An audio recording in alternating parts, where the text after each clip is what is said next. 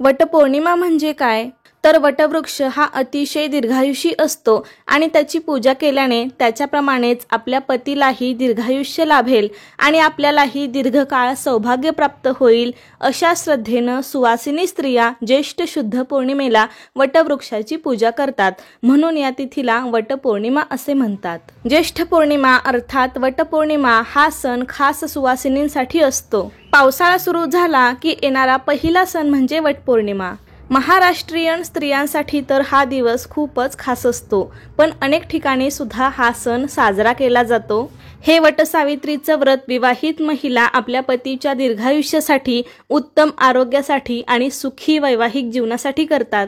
तर आजच्या व्हिडिओमध्ये आपण यंदा म्हणजे 2025 मध्ये वटपौर्णिमा कधी आहे, तारीख, वार, पौर्णिमा तिथीची सुरुवात, समाप्ती, तसेच उपवास कसा करावा, वटपौर्णिमेचे महत्त्व, वटपौर्णिमेच्या पूजेसाठी शुभ मुहूर्त अशी वटपौर्णिमेबद्दल संपूर्ण माहिती देणार आहे. त्यासाठी व्हिडिओ शेवटपर्यंत पहा.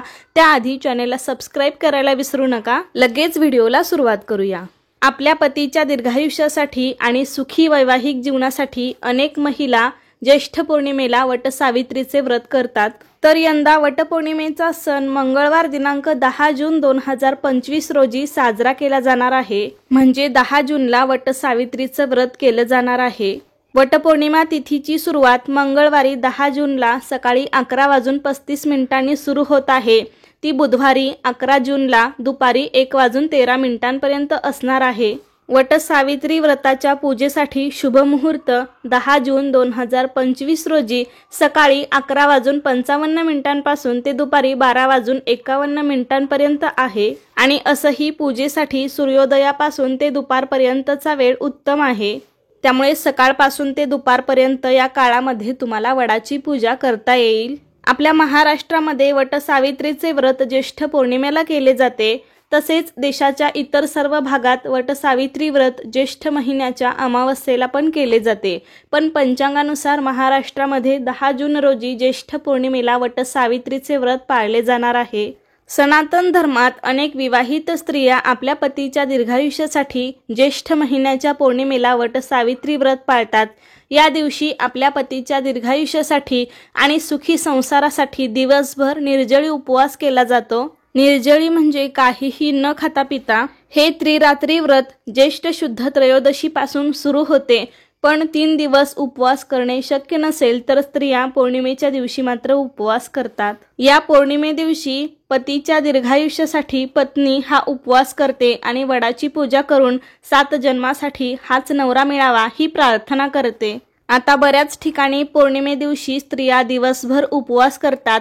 पण काही ठिकाणी अशी पण पद्धत आहे की फक्त वडाची पूजा होईपर्यंत सकाळपासून उपवास ठेवला जातो आणि वडाची पूजा एकदा का झाली की मग हा उपवास सोडला जातो. आमच्याकडेही अगदी तशीच पद्धत आहे. सकाळपासून फक्त वडाची पूजा होईपर्यंत उपवास ठेवतो आम्ही, काहीही खात पित नाही आणि एकदा का वडाची पूजा केली की मग त्यानंतर आम्ही उपवास सोडतो. आणि 12-1 वाजेपर्यंत जरी तुम्हाला उपाशी राहणं शक्य नाही तर तुम्ही फराळाचे पदार्थ पण खाऊ शकता आणि नंतर वडाची पूजा झाली की मग उपवास सोडू शकता.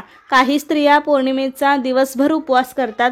तर जशी तुमच्या भागामध्ये पद्धत आहे त्यानुसार तुम्ही करू शकता. धार्मिक मान्यतेनुसार हे व्रत केल्याने पतीच्या सर्व अडचणी दूर होतात.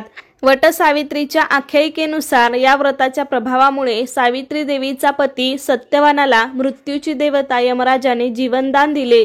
याशिवाय हे व्रत ठेवल्याने वैवाहिक जीवनात येणाऱ्या समस्यांपासूनही सुटका मिळते. या दिवशी व्रत करण्याला अत्यंत महत्त्व आहे. असे म्हणतात या दिवशी सुवासिनी स्त्रियांनी आपल्या पतीसाठी व्रत ठेवले तर तोच पती त्यांना 7 जन्मासाठी मिळतो आणि सावित्री देवीची कृपाही त्या जोडप्यांवरती राहते. वटवृक्षाच्या खोडात विष्णू, मुळात ब्रह्मा आणि फांद्यात शिव विराजमान आहेत आणि वडाच्या झाडाच्या बऱ्याच फांद्यांना पारंब्या असतात.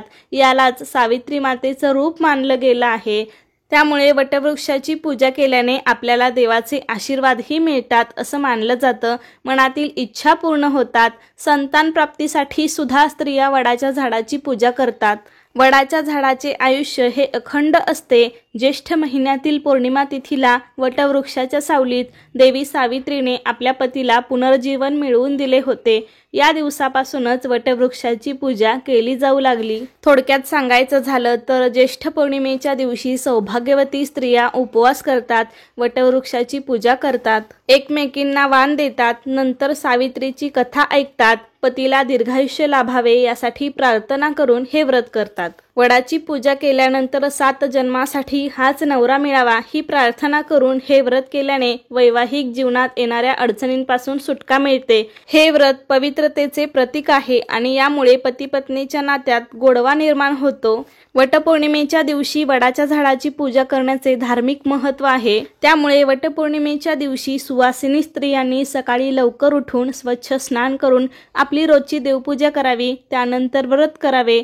त्यानंतर तुम्ही वडाच्या पूजेची तयारी करू शकता. वटपौर्णिमेच्या दिवशी वडाची पूजा करण्याला अत्यंत महत्त्व आहे. त्यामुळे वडपूजेसाठी जे काही साहित्य लागते ते आपण काढून घ्यायचं आहे. वडपूजेचा मुहूर्त पाहून वडाची पूजा करायची आहे.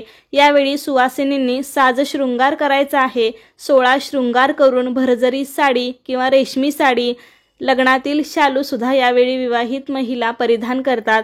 हातभर बांगड्या, कपाळी टिकली, भांगेत कुंकू, मंगळसूत्र, पायात जोडवी आणि पैंजण असा साजशृंगार करून ही पूजा करण्याची मान्यता आहे. त्यामुळे तुम्ही सुद्धा येत्या वटपौर्णिमेला छान असे तयार होऊन छान साडी घालून साजशृंगार करून वडाच्या झाडाची पूजा करा. तर अशा प्रकारे सर्व स्त्रिया वटपौर्णिमा साजरी करतात. तर कसा वाटला तुम्हाला आजचा व्हिडिओ मला नक्कीच सांगा. आवडला असेल तर लाईक करा, जास्तीत जास्त लोकांपर्यंत शेअर करा आणि असे छान व्हिडिओज पाहण्यासाठी आजच आपल्या अन्वीज मराठी कॉर्नर या चॅनेलला सबस्क्राईब करा. धन्यवाद.